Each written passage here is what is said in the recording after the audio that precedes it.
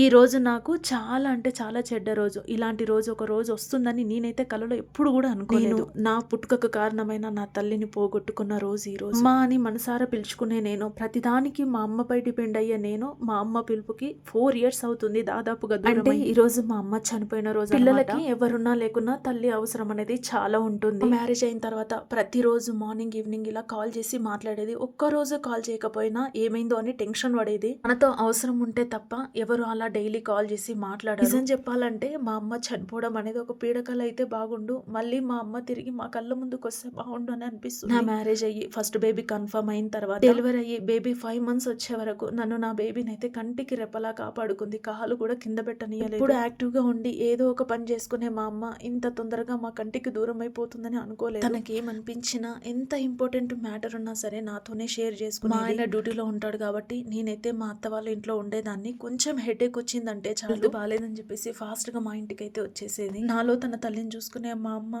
ఈ రోజు నాకే దూరం అయిపోయింది. మేము పంజాబ్ లో ఉన్నప్పుడు ఇంకొక 1 hour లో చనిపోతుందనగా నాకైతే వీడియో కాల్ చేసి నన్ను మా పాపను చూసిన తర్వాతనే తన ఒక ఆడపిల్లకు తట్టుకోలేని బాధ ఏదైనా ఉంది అంటే తన తల్లిదండ్రులను దూరం. ఇలాంటి రోజు ఏ ఆడపిల్లకు రావద్దని మనస్ఫూర్తిగా కోరుకుంటూ అమ్మ ఎక్కడున్నా సరే హ్యాపీగా ఉంటే చాలు.